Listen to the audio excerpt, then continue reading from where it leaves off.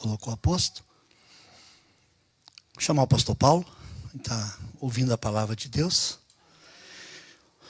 Ontem à noite, quando a pastora me mandou uma mensagem, falou assim, se prepare, que o pastor não está bem.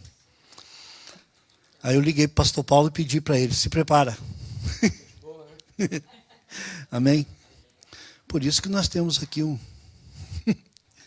Deus te abençoe, pastor. Amém. Amém. Amém. Então, irmãos, que a graça do Senhor esteja sobre todos vocês. Amém? Estou descendo do púlpito. Porque o Guto e o pastor Tony já falaram. Uma grande parte, porque a gente já estava preparado. Essa palavra, ela é aquilo, né? Quando você termina de entregar uma mensagem, já tem uma ou duas na sua cabeça, né, pastor Jorge? Não é que você vai preparar para nós, você já tem uma ou duas já na sua cabeça. Mas eu vou começar pelo fim, até porque é o Espírito Santo, a gente sente. E aquilo que o pastor Guto falou, o pastor Tony falou, é uma verdade. Eu tenho pensado nisso, eu tenho meditado nisso.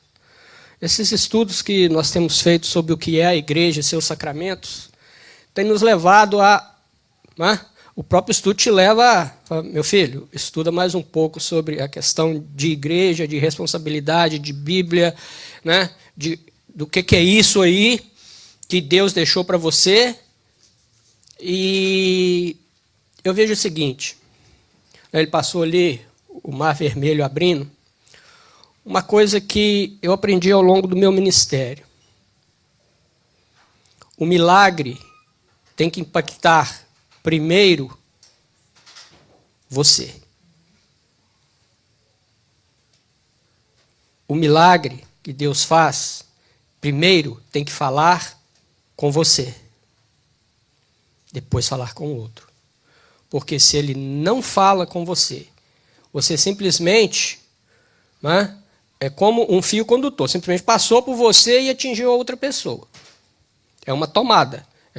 Você liga a tomada para, sei lá, para que o ventilador funcione. A tomada é só o meio pela qual o ventilador tem que funcionar. Não é? Então, primeiro, tem que falar com você.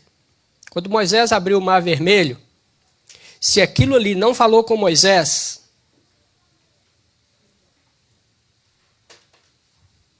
não serviu. Só que é o seguinte, Deus não usa pessoas erradas para fazer coisas certas. Deus usa pessoas certas para fazer coisas certas. Então aquilo ali impactou Moisés. Uma coisa que eu fico pensando é assim, é Noé, né? Noé nunca tinha visto chuva. Eu fico imaginando, né? Depois que o Senhor falou tudo aquilo com Noé, e ele preparou aquela arca, entrou com a sua família para dentro daquela arca, e a chuva começou a cair. Até aqueles dias, ninguém na face da terra sabia o que era chuva. Né? Subia um vapor da terra que fazia com que, né, as plantas, enfim, né, tudo se mantivesse vivo como organismo. Mas chuva, quem viu pela primeira vez, foi na época do dilúvio. E Moisés viu.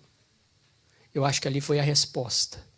Quando Moisés viu aquela chuva caindo, ele falou, realmente, o meu Deus é um Deus de poder. A resposta do poder de Deus para Moisés foi a chuva. A resposta da obediência que ele teve ao mandado de Deus foi ele ver caindo a chuva. Ele não conhecia aquilo. O Senhor Deus só falou, eu vou fazer chover sobre a terra. Mas é fazer o que Deus pediu sem conhecer o que é aquilo que Deus pediu. Deus pediu a Moisés, Deus pediu a Noé E Noé? Ele fez. Mas ele fez em cima de uma coisa que ele não conhecia. Ele não conhecia o que era chuva. Irmãos, o evangelho hoje, ele tem se deteriorado. Ele tem sido camuflado. Ele tem sido açucarado. Ele tem sido jogado muita água nele.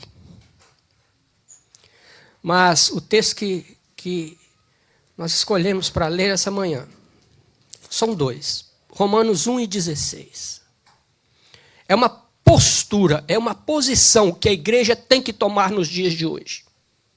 Isso é postura, é posição. A igreja tem que se posicionar. Romanos 1:16.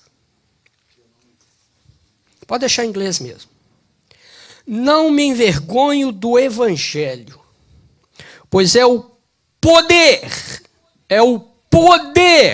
de Deus para a salvação de todo aquele que crê, primeiro do judeu e também do grego. Aqui fala primeiro do judeu porque Jesus veio e anunciou, não é? As suas boas-vindas, anunciou o que era ele, né? Na realidade, ele anunciou o que era ele. Primeiro aos judeus, né? Ele esteve ali em Israel, né? E depois, o grego aqui significa, praticamente era o mundo daquela época, né? E envolve aqui, vamos dizer, todos aqueles que não eram judeus, né? Paulo falando à igreja ali em Roma. Então, eu não me envergonho do evangelho, pois é o poder de Deus. Poder. Poder não pode ser camuflado. Poder não pode ser açucarado. Poder não pode ser misturado e diluído. Porque esse poder, ele emana de Deus, através de Jesus Cristo, o seu Filho. Aí, 1 Coríntios, Paulo agora falando aos Coríntios, 1 Coríntios 15, 57 a 58. Irmãos, para mim isso aqui, para a igreja, é o resultado do poder do evangelho que nós temos que pregar, e de pregar o evangelho. Esse aqui é o resultado. Esse aqui é o resultado. Isso aqui é o resultado para a igreja. Como foi, né, o que o Guto passou aqui, como foi o resultado para Moisés quando ele viu as águas se abrindo para um lado e para o outro e o povo passando em terra seca. 1 Coríntios 15, 57, 58 diz o seguinte: mas graças a Deus, porque o evangelho é o poder de Deus, graças a Deus,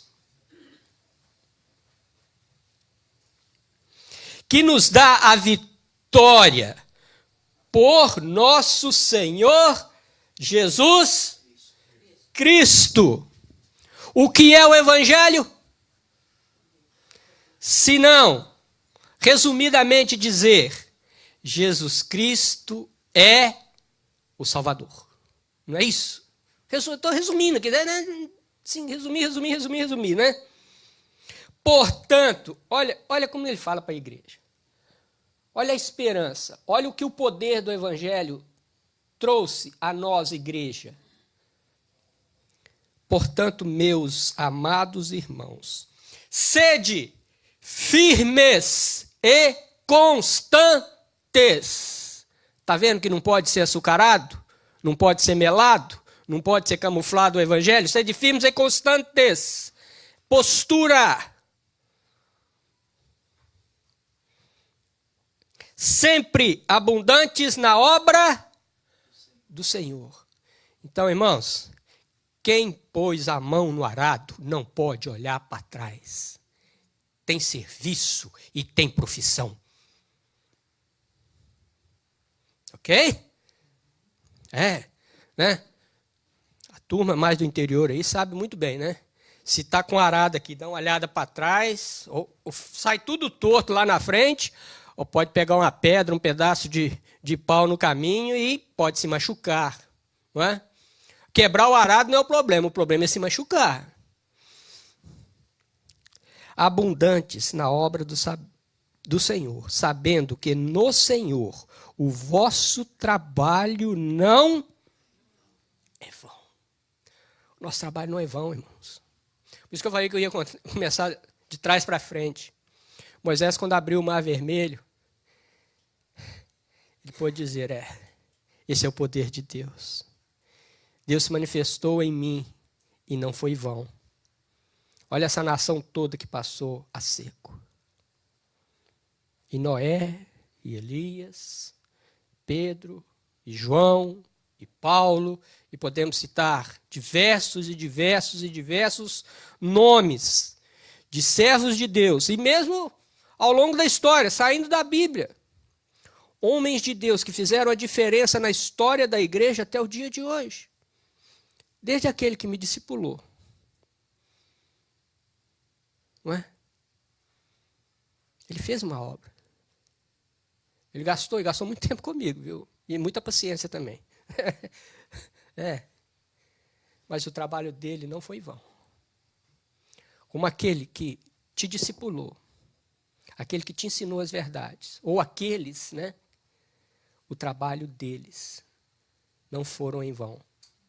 Se vocês estão aqui servindo a um Deus e se propondo a pregar o puro e santo evangelho de Jesus, o trabalho deles não foi em vão.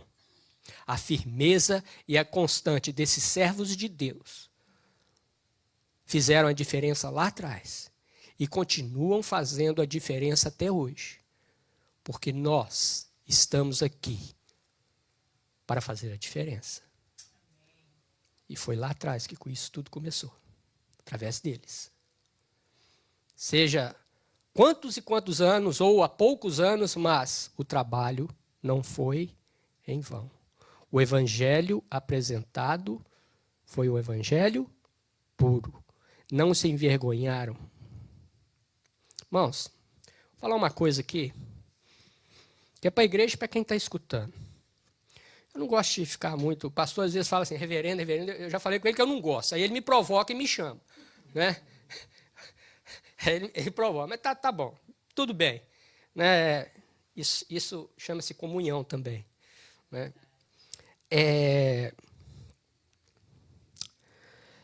A igreja tem passado por modismos ao longo da história. Todos eles fracassaram. Porque todos eles que entraram para tirar o poder de Deus, que é o evangelho, agora nos nossos dias, na época da graça, através de Jesus Cristo, eles se desfizeram. Eles tiveram um pico e fez assim, depois sumiu. Aí veio outro, sumiu. Sabe por quê? Porque não é o poder de Deus. O Senhor Jesus, nos 3 anos e meio que ele passou sobre a face da terra, especificamente trazendo o seu evangelho, o evangelho do reino, pregando, ele ensinou a 12 homens, não é? Principalmente, mas é lógico que tinha uma multidão, tinha os 72, mas vamos falar dos 12 que ali estavam com ele, não é? mais a miúde, mais tempo e tal ali em volta dele. Ele ensinou uma coisa preciosa, que ele e o Pai eram um. Então, é como se ele tivesse chegado e fechado uma porta e dissesse assim, olha, eu fechei a porta, passei a chave e a chave está comigo. A outra cópia está com meu Pai. Então, quem abre sou eu ou meu Pai, porque nós dois somos um. Nós temos tudo em comum. Então, irmãos, a igreja, ela não precisa de modismos. A igreja não precisa de coisas que, às vezes, até profissionalmente, é importante para a nossa vida profissional. Mas quando ela é implantada na igreja, dá tudo errado. Porque a igreja é um organismo vivo de homens e mulheres regenerados, onde que a base profissional, vamos falar assim, né? Não estou dizendo que isso aqui é uma coisa profissional, mas a base profissional é ide e pregai o evangelho. A ordem foi essa. O trabalho a ser feito é esse. Não existe mais nenhum. Qualquer outra coisa que entra tem que estar aqui. Se não sair da Bíblia, organização está aqui. Organização está aqui. Se vocês estão acompanhando os estudos, a penúltima aula eu mostro o organograma e a estrutura de evangelismo do apóstolo Paulo. É mais ou menos em torno de 100 pessoas. Diretamente, 52. Aquilo ali é organização. Estrutura. E está aqui. Você encontra versículo por versículo. Você confere versículo por versículo e você vê. Então você aprende. Olha, vamos falar o modismo de hoje. E eu falo com autoridade. É aquilo que eu falei, às vezes eu não gosto muito de ficar falando. Eu sou mestre em marketing e publicidade. 2 anos sentado numa cadeira, fazendo mestrado. Coach, que está sendo apresentado, é a maior mentira, uma das maiores mentiras que está se apresentando à igreja. É mentira. Aquilo ali não existe. Aquilo ali é para promover homens. Aquilo não faz crescimento. Faz crescimento de igreja, sim. Mas não é o crescimento que a Bíblia pede. Não caiam nessa. Sei lá, uns 2, 3 meses atrás, um grande pastor, né, amigo nosso, fizemos seminário junto. Ele me mandou lá um cartaz lá de um que estava apresentando questões de marketing, administração, de acompanhar o pastor que quisesse para o desenvolvimento e tal. Eu não vou falar o nome dele, lógico. Falei, aqui, o que é isso? Me explica. Aí ele falou, Paulinho, sei não. Falei, cara, como é que você passa uma coisa que você não sabe? Não, mas ele Você sabe o que é isso? Então como é que você passa para frente? Isso é fake news, filho. Você está espalhando fake news. Não, mas... Falei, filho, é lógico que eu não vou explicar aqui. Fala aqui. Pede ele para ligar para mim. Pede ele para falar comigo. Porque eu conheço quem está fazendo isso também. Lá de BH, está lá pertinho. Está no Betânia. Aí, eu falei, tá bom. Faz 2 perguntas para ele. Qual que é o CRM que ele programou para entregar a essas pessoas que vão fazer o curso? E quanto tempo vai demorar o CRM? CRM é uma ferramenta do marketing para controle, tá, das ações que vão ser tomadas, sejam ações comportamentais ou de mudança, tá, mesmo estrutural dentro, sei lá, da empresa. Bom, ali é da igreja, né? E depois, pede ele também para me falar sobre o management plan, quer dizer, o planejamento gerencial. Quer dizer, é 2 anos? É 6 meses? É 4 anos? Irmãos, nós estamos sendo enganados por muito pouca coisa. Vamos parar com isso. Você que está me ouvindo, esquece isso. Esquece. Eu trabalhei com isso 13 anos. Eu digo o seguinte, é realmente uma questão profissional. Eu não vejo em momento nenhum essas questões entrando para a administração da igreja. A administração está aqui, ó. Os apóstolos viraram e falaram assim, olha, não dá mais para nós continuarmos vendo as questões das viúvas. Ela é 7 homens, de boa reputação entre vocês. E eles vão cuidar disso. Diaconato. Nós cuidaremos da oração e do ministério da palavra. Aí depois, quando as igrejas passaram a ser, né, em pontos, né? Aí nós vemos a igreja de Corinto, a igreja de Éfeso, a igreja de Gálatas e tal. Aí nós vemos que, para o ministério da palavra, ali tinham bispos, presbíteros, anciãos, pastores. São palavras equivalentes. São palavras equivalentes. São homens que foram separados para estar trabalhando localmente com o ministério da palavra e oração. Administração da igreja. Você quer saber de administração? Jesus, quando fez o milagre da multiplicação dos pães e dos peixes, ele olhou para os discípulos e falou assim, olha, está vendo esse povo todo aí? Nós vamos ter que distribuir para todo mundo.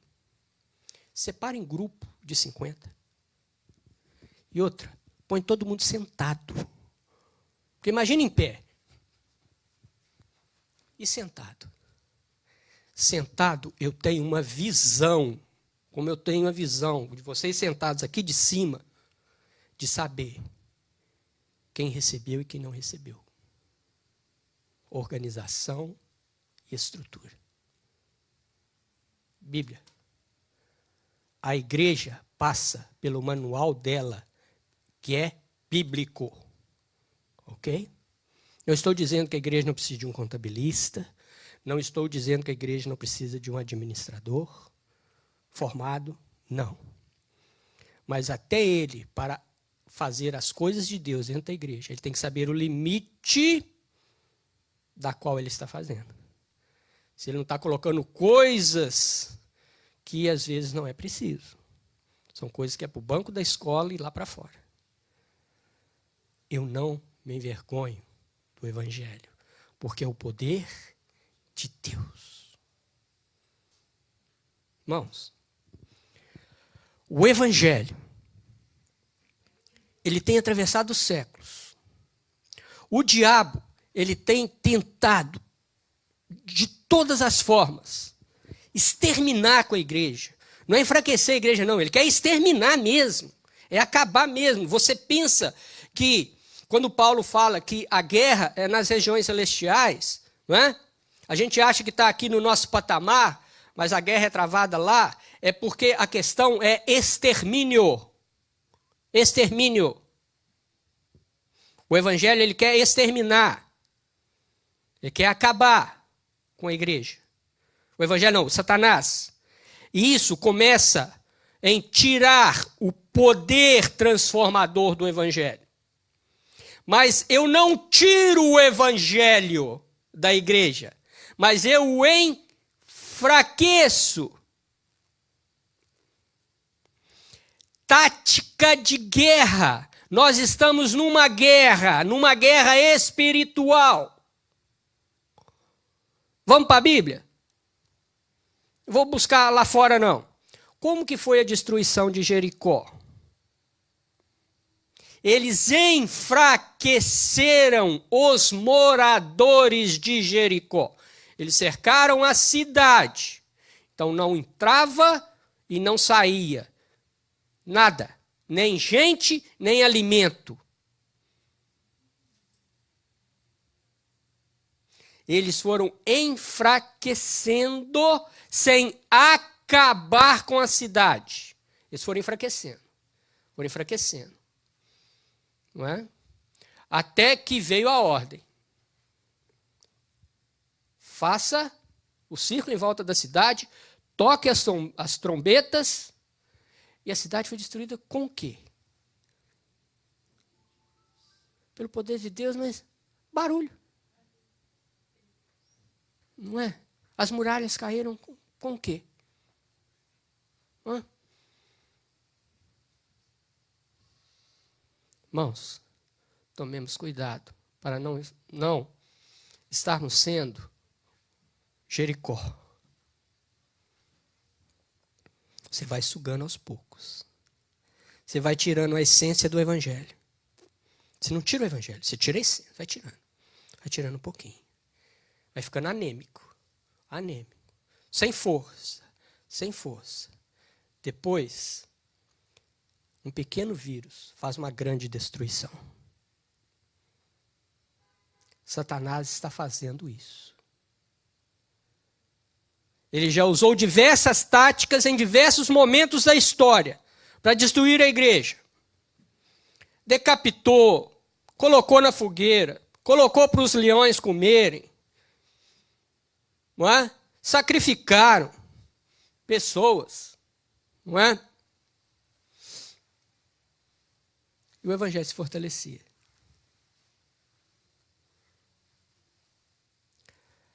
Nesses últimos tempos, ele não tem usado nada disso. Ele tem usado as próprias questões do mundo para destruir a igreja.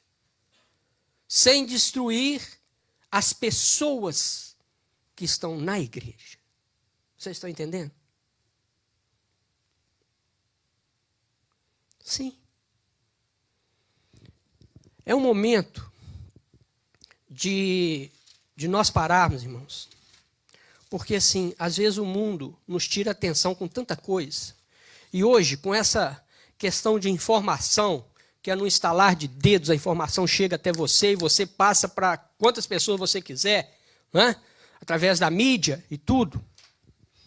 Nós estarmos nos envolvendo muito mais do que nós devemos nos envolver com as coisas. A igreja foi chamada para pregar o evangelho.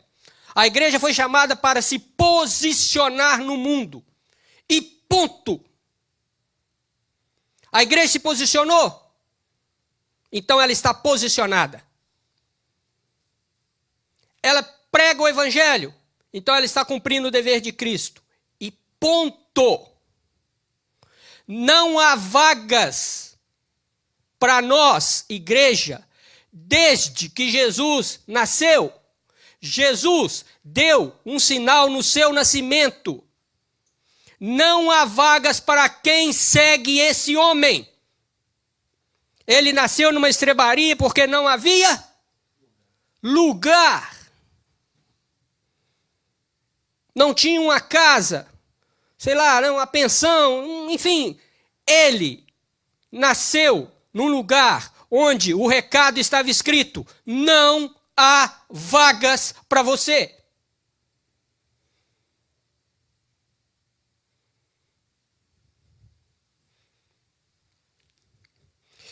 E mesmo assim, o poder de Deus, ele se manifestou naquele local. Há poucos dias nós vimos palavras aqui falando sobre os pastores de Belém, sobre os magos do Oriente. Não é? Irmãos, não há vagas para nós no mundo.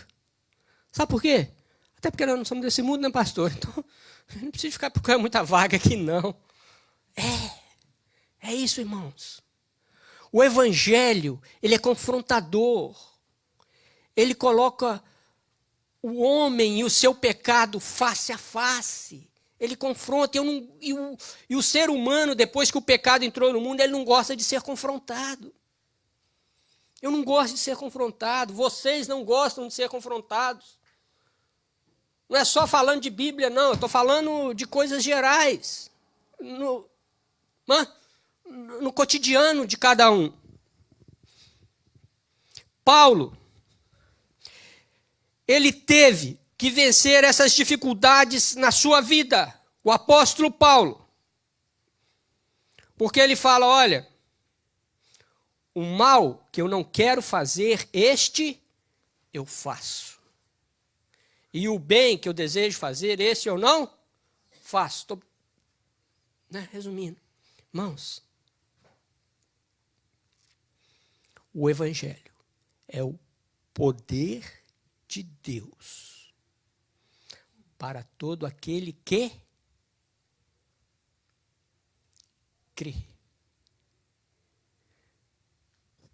Porque Deus amou o mundo de tal maneira que deu o seu Filho unigênito, para que todo aquele que nele crê não pereça, mas tenha a vida eterna. Evangelho sem Jesus não é evangelho. Você pode dar qualquer outro nome, mas não é evangelho.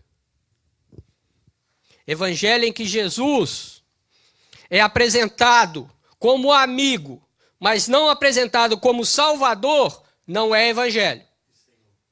E Senhor, obrigado, pastor João, e Senhor. Ele não é evangelho. Não estou dizendo que Jesus não é amigo. Eu não estou falando isso. Eu estou falando que no momento de você apresentar o evangelho, e chama-se evangelho de Cristo, de Jesus. Ele é Salvador e Senhor. Ele não é o seu amiguinho, a sua amiguinha. O seu companheiro de futebol. A sua companheira, não é? De fazer compra, né, Luci? É bom, né? De fazer compra. Não. Ele é Jesus Cristo. Esse eu não me envergonho dele, porque ele deu a sua própria vida para me salvar. Na cruz do Calvário, ele foi pregado. Na cruz do Calvário, ele derramou o seu sangue. E sem derramamento de sangue não haveria remissão dos pecados. O escritor aos Hebreus diz isso. Ele ficou 3 dias, mas ele ressuscitou. Subiu, está à destra do Pai. Amém? Estas palavras, elas têm poder. Mas elas têm poder, sabe aonde? Elas têm poder na boca daqueles que realmente têm Jesus Cristo como Salvador. Porque aqueles que não têm, não é poder, é palavra. Você está vendo como que até Jesus disse, olha, nos últimos dias vão aparecer falsos profetas, falando que sou eu, vindo em meu nome, dizendo isso, aquilo e tal, né? Enganando a muitos. Então essas palavras, elas vão ser faladas por pessoas que não têm o mínimo respeito à palavra de Deus, não têm o mínimo respeito a Deus, não têm o mínimo respeito ao Evangelho de Jesus Cristo, ao seu sacrifício. Elas vão ser faladas por essas pessoas, e já estão sendo faladas por essas pessoas. Mas esse não é o evangelho que tem o poder transformador. Você lembra quando você foi transformado? O dia que você foi transformado? Como você foi transformado? Cada um aqui pode ter tido uma experiência diferente de como foi. Mas uma coisa foi em comum. Jesus Cristo entrou e inundou a vida, a nossa vida. Ele não deixou espaço para nada naquele momento. Não é? Você já viu? Vou dar um exemplo bem sujo aqui, tá? Eu passei por isso umas 2 semanas lá no café. A nossa caixa de gordura entupiu, porque tem tudo entupido, né? Frio e tal, congelou, virou aquela graxa, né? Aí veio, chamamos o drain, ele veio. Aí ele chegou, olhou, foi lá, cercou toda a caixa. Ele veio com uma mangueira, eu não sei o produto que tinha ali dentro. Ele veio com uma mangueira, não muito grossa, uma mangueira, o cano até não muito grosso. Ele enfiou aquele tubo na caixa de gordura e ligou a tampa. Fez assim. Quem fez assim? Fez assim mesmo, fez. Eu falei, vai sujar esse trem tudo aqui. Mas é lógico, estava tudo tampado. Aí ele deixou. E ele viu, ele tinha uma máquina, lá na maquininha dele tinha um ponteiro. Tinha tipo um termômetro. Aí aquilo foi, tal. Aí a hora que chegou naquele ponto, Ele foi lá e desligou. Não deu não deu. Aí ele colocou outro cano. Aí ele ligou, deu aí era ar, sugando. Aí tirou aquilo, gente. Você sabia que a caixa de gordura estava limpinha? Eu falei assim, não, eu vou até olhar de novo. Como que pode? Olha. O que eu quero dizer com isso? O Senhor Jesus, quando Ele entra com força. Se não foi assim, a transformação da sua vida, olha, Ele entra com força. Ele entra com pressão. Porque é poder de Deus. Revelado através do seu Filho. É poder. Aí ele vem e suga aquilo tudo, né? Tira toda a sujeira, toda a imundícia, tudo aquilo que estava dominando o meu coração, a minha mente. De maneira que quando você acorda, né? Dá aquela cor, tá? Gente, tá tudo limpinho. Limpinho. Né? É o poder. É. Aí eu fiquei pensando aqui, gente, a limpeza do pecado, foi isso que Jesus fez comigo? Foi isso. Ele sugou tudo. Ele veio, ele derreteu aquilo tudo que estava entranhado, estava duro, que não me dava passagem, não me dava tempo de ter, né? De ter passagem para ouvir as coisas de Deus. Ele veio e limpou tudo. Poder. Poder. Irmãos, a segunda palavra é não me envergonho. Nós estamos trocando essa palavra não me envergonho por números. Não, mas se eu realmente pregar o evangelho da forma que ele é,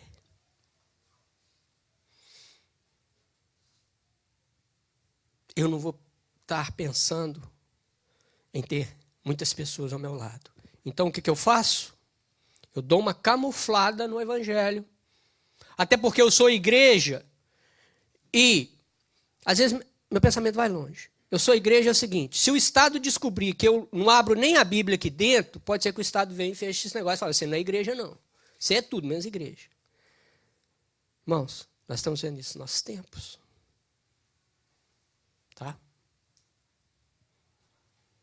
O julgamento começa pela casa do Senhor. Mas há muitas igrejas, há muitos pastores, líderes, que estão fazendo isso. Se o Estado bater o pé, ele não vai descobrir que lá abre a Bíblia, não. Ou abre a Bíblia, fala 2 versículos, distorce tudo e tal. A camuflagem, infelizmente, é o Evangelho.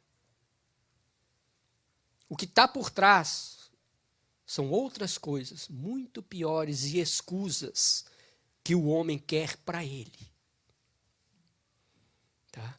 Porque onde está o Evangelho, onde está o poder de Deus, não existe vergonha. Onde está o poder de Deus, ele se manifesta. Onde está o poder de Deus, as próprias pessoas que entram nesse lugar, eles se sentem diferentes. Há uma coisa diferente naquele lugar. Irmãos, uma coisa que eu aprendi dentro da minha casa. Meu pai sempre foi muito prático. Ele é ainda prático. Às vezes eu ficava assim, né, igual o Guto, né, com o William. Pô, mas pai, mas e se meu amiguinho perguntar que eu sou crente? O que eu falo? Você fala que você é crente porque você tem Jesus no seu coração.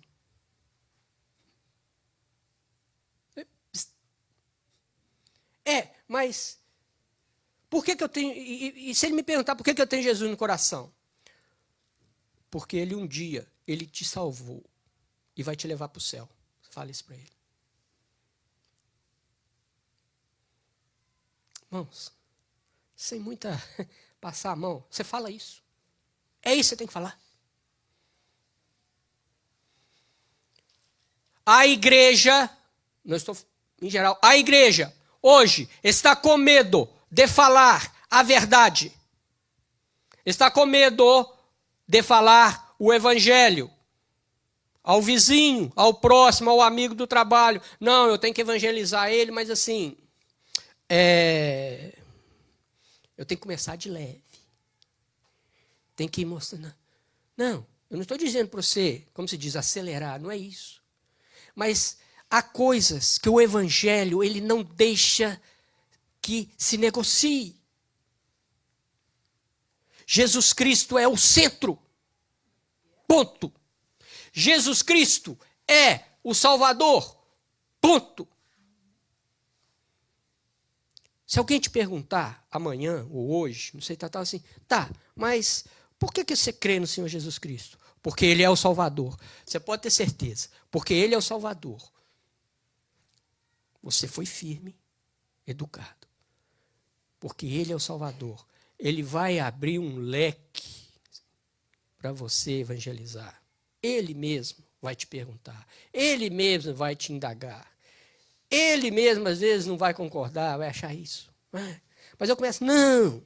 É o seguinte, Jesus, ele foi um homem muito bom. Ele veio a essa terra, você sabe, você conhece a história, passou agora, né? O Natal, ele nasceu. Tá. Tinha um programa, né? Escolinha do Professor Raimundo, não é? Tinha um cara lá, sem churumelas, né?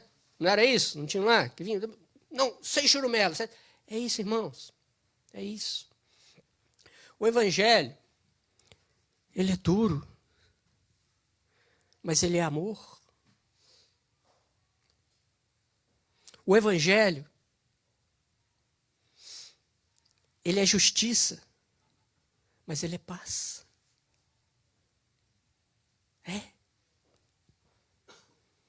Eu queria trazer para 2023, hoje, essa reflexão. Vamos pregar o evangelho puro e simples do nosso Senhor Jesus Cristo. Sabe por quê? Não sou eu que convenço o homem do pecado. É o Espírito Santo. E o Espírito Santo, sendo Deus, a terceira pessoa da Trindade, é poder. Não é? Deus é poder. Eu posso negar que Jesus Cristo não é poder? Ele é poder. Tony falou aqui, não é isso? Eu dou toda a autoridade nos céus e na terra. E eu estou convosco todos os dias até a consumação dos séculos. Como que um homem que não tem poder pode dizer isso? É porque ele tem poder de cumprir aquilo que ele disse e deixou registrado. E o Espírito Santo? Veja a forma, em Atos 2, da sua descida. Irmãos, às vezes nós vemos casos simples de como o Espírito Santo age em coisas que nós achamos que é impossível. Né? Às vezes nós admiramos, né? Não sei se foi o Guto ou o Tony falou de, às vezes assim, testemunhos que você tem que contar o seu próprio testemunho. Não é? Mas às vezes há testemunho que você vai, poxa, o quê? Ele é crente? Agora? Hã? É? Aquele mesmo que matou? Aquele que fez aquelas barbáries lá na juventude e tal, agora, né? É.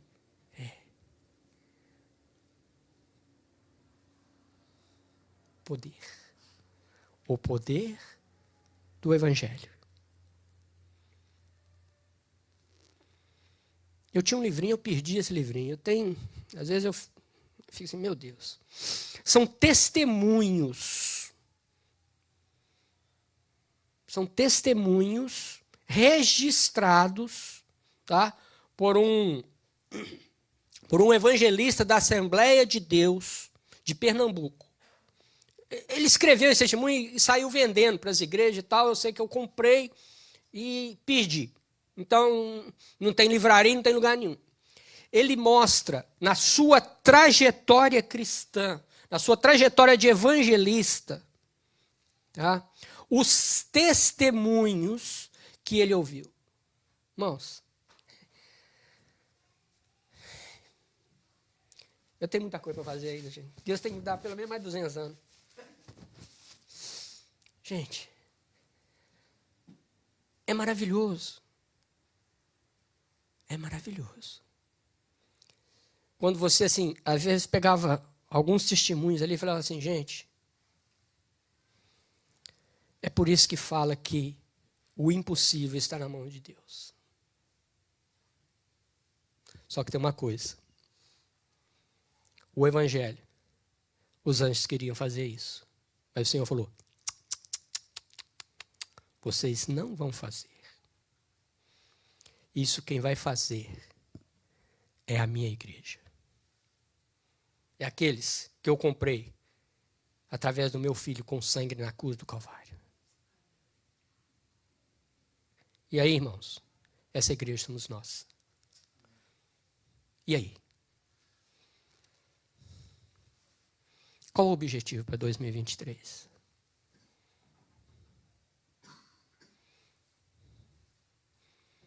Eu acho que o primeiro passo que a gente tem que escrever, né? Se a gente tem lá um objetivo, colocar no caderninho. Romanos 1:16. Porque não me envergonho do Evangelho, pois é o poder de Deus para a salvação de todo aquele que crê. Primeiro do judeu e também do grego. Olha o 17. Eu não li, mas eu vou acabar com ele. Escreve lá no seu caderninho também. Pois nele se descobre a justiça de Deus. De fé em fé, como está escrito, o justo viverá da fé. Fé. Está faltando fé, irmãos? Peça a Deus. Está faltando fé? Começa a pregar o Evangelho. O Senhor vai te enriquecer da fé. É como uma vitamina. Quanto mais você se alimenta da palavra de Deus, mais alimentado e vitaminado você fica.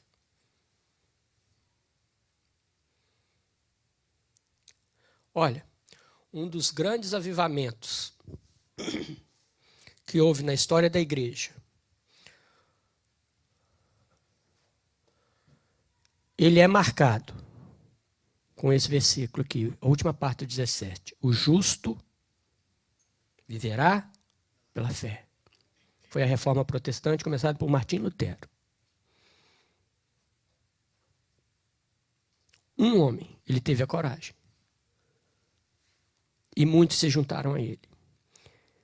Ele só soube a força que ele tinha em Deus no dia em que ele desafiou o diabo. O Evangelho é desafiar o diabo. Ele desafiou. E nós estamos aqui. Pensa nisso. Pensa nisso. Não me envergonho do Evangelho, pois é o poder de Deus. Amém?